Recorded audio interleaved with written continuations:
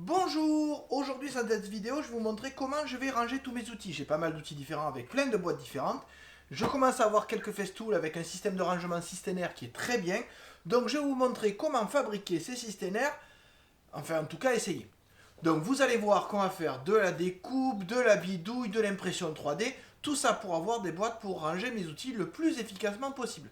Allez, on se retrouve tout de suite pour cet instant do it yourself, geek. Enfin, un peu de tout comme j'aime. Allez, à tout de suite.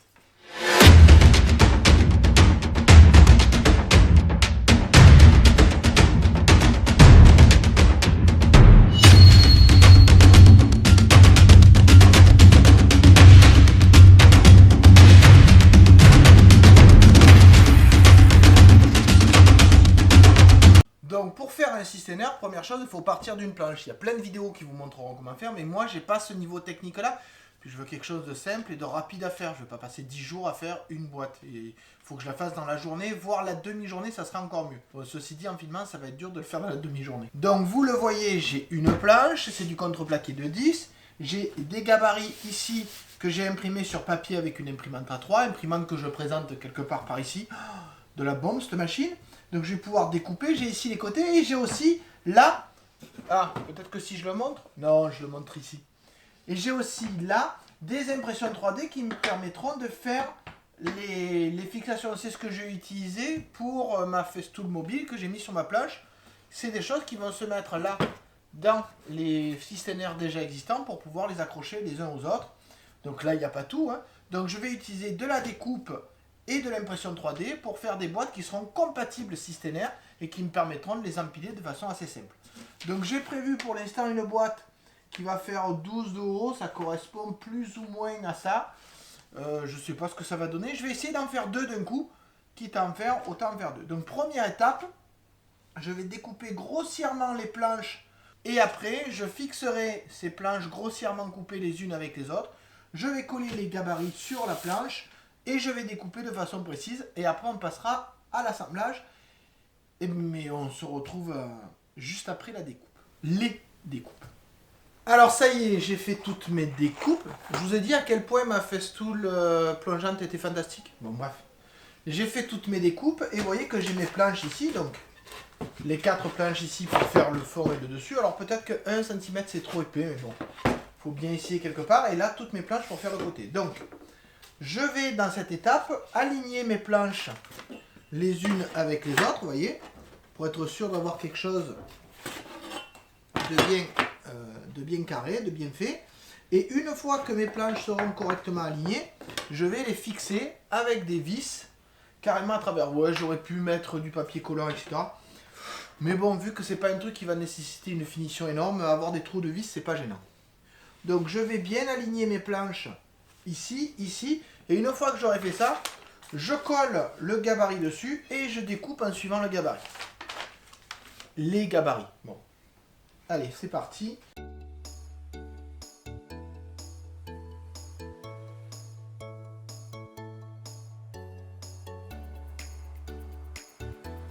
Vous remarquerez que j'ai fixé sur à peu près le milieu pour être sûr que quand je découpe, j'ai pas de problème.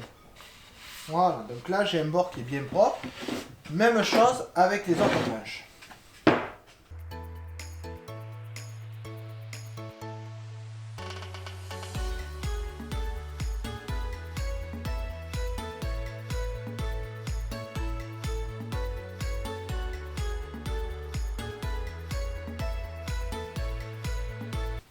Voilà, tout est fixé. Donc maintenant je vais coller mon gabarit dessus. Donc je l'ai ici. Donc je sais que je dépasse un peu d'un côté, un peu de l'autre. L'idée c'est de le mettre, voilà, le plus proprement possible. Là, voilà. Pour le coller, je vais utiliser de la colle en bombe.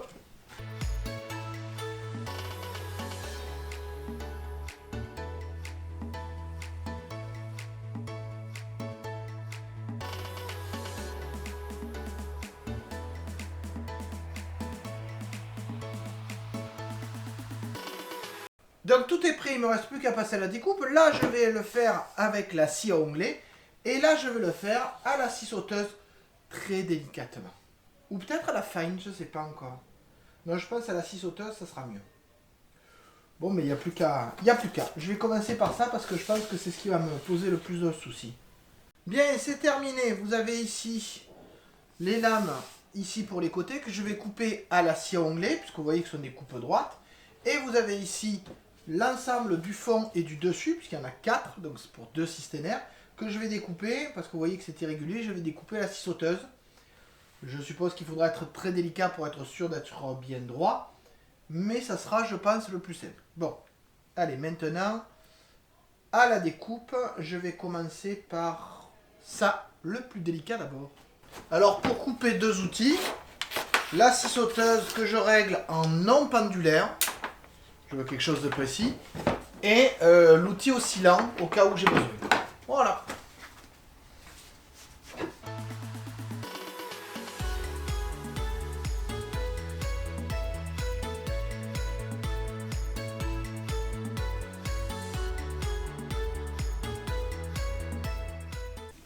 Je pense que je vais mettre un coup de ponceuse aussi pour être sûr que c'est bien droit.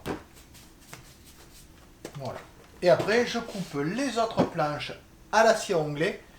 Et on se retrouve, je vous montre comment je vais faire l'assemblage.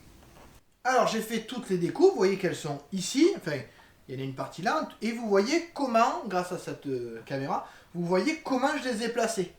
Donc, effectivement, il y aura des petits renforts dans les coins. Alors, vous allez me dire, les coins ne sont pas biseautés. Oui, mais une fois qu'ils sont placés, je pourrais couper, les passer à la scie avec le bon angle. Pour que ça soit coupé, il n'y a pas de souci. Il me reste évidemment à fixer ces bords au fond et au plateau du haut. Donc pour le faire, je vais utiliser ma domino. Alors vous allez me dire, oui, utiliser une domino, ça va peut-être un peu être overkill, puisque normalement on fait des dominos de 6 mm d'épaisseur. Et là, ça fait déjà qu'un centimètre, que 10 mm, ça ferait que 2 et 2 mm, c'est pas assez. Mais j'ai trouvé sur internet des dominos, et vous le voyez ici, on vous le dit, ce sont des dominos de, alors je sais pas si on arrive à le lire, de 4 mm d'épaisseur par 20. Donc ça veut dire qu'il resterait 3 et 3. Donc ça serait pas mal. Et pour ce faire, bien évidemment, avec les dominos était vendue une mèche. Donc je vais remplacer la mèche de 6 qui est sur ma domino DF500. Et je vais essayer de faire des trous avec cette mèche de 4 pour voir ce que ça donne. Donc bien évidemment, il va falloir que je place mes planches, que je fasse des marques pour savoir mes 3 ou 4 dominos où est-ce que je vais les mettre. Et une fois que c'est fait, j'essaierai de faire un montage à blanc et puis de faire les marques de l'autre côté pour avoir quelque chose de propre. J'ai quand même prévu, on le voit ici, des petites cales à 45 degrés pour que je puisse les coller, voire les visser pour renforcer le tout. Bon, bien évidemment, domino, colle, peut-être des vis, je ne sais pas encore, je vais voir. Et il me reste ici la question de comment je vais régler le décalage qui peut exister entre là et là. Et je pense qu'en fait, en mettant les planches comme ça et en coupant en biais, ça devrait passer. Enfin, j'espère. Après, je ne sais pas comment je vais couper en biais ici. C'est un mystère mystérieux. Bon, une chose à la fois. Déjà, je vais essayer de voir si les dominos me permettent de fixer mes planches. Bon, marquage et dominotage.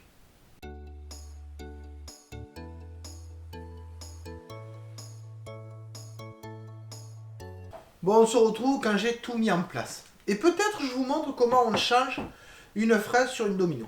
Ma foi, pourquoi pas. Alors, pour faire le changement de fraise, pas besoin de faire... Je vous fais juste une vue de dessus. Donc j'appuie là.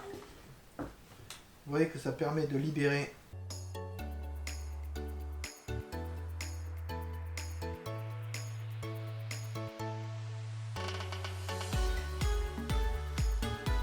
ensuite, vous appuyez sur le bouton qui est ici. Ça vous permet de coincer l'arbre et donc de le dévisser sans vous tromper de sens, bien évidemment.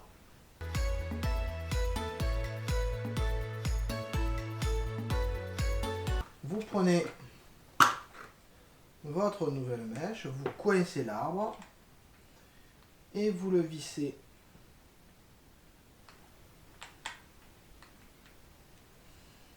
voilà, place et vous le serrez avec la clé fournie. Voilà, vous avez changé votre fourré. Il ne vous reste plus qu'à mettre, à replacer correctement.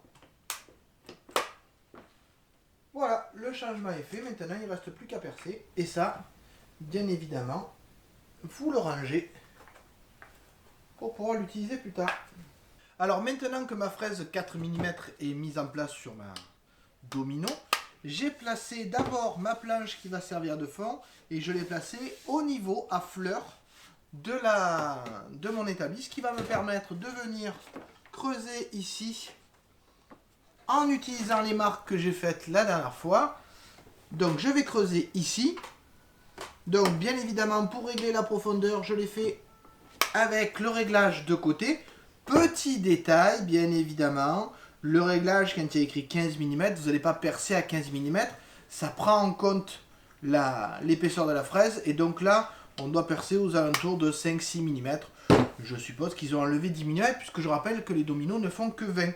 Ce qui fait que quand là, je suis à 5, il suffira que je me mette à 20 et comme ça, j'aurai quelque chose d'efficace. Donc je vais mettre l'aspirateur dessus, brancher ma domino sur la prise commandée et on perce tout ça. Et je perce tout ça.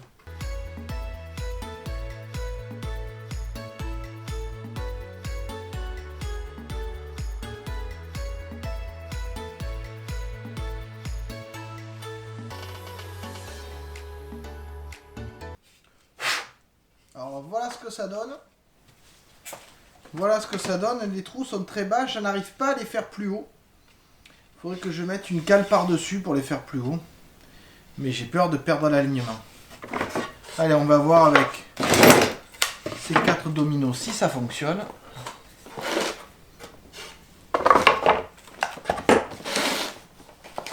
Et si ça fonctionne pas, ben je mettrai des tourillons.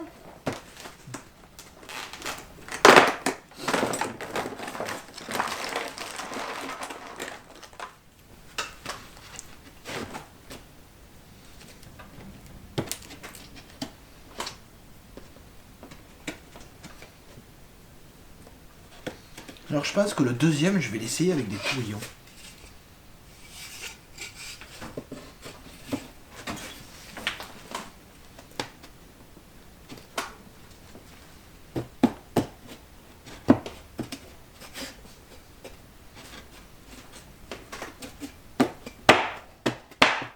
Oh là là, royal. Voilà. Eh bien c'est concluant, donc il me reste plus qu'à tracer les autres, à mettre, à faire les traces, à faire mes dominos, donc bien penser à faire les traces à l'extérieur. Je verrai ici comment je peux faire, et puis voilà, c'est parfait. Et après il faudra que je coupe les angles. Une chose à la fois. Ah ben, je suis ravi que ça marche. Oui, alors ça va me donner quelque chose de bien rigide. Bon, mais vivement la suite.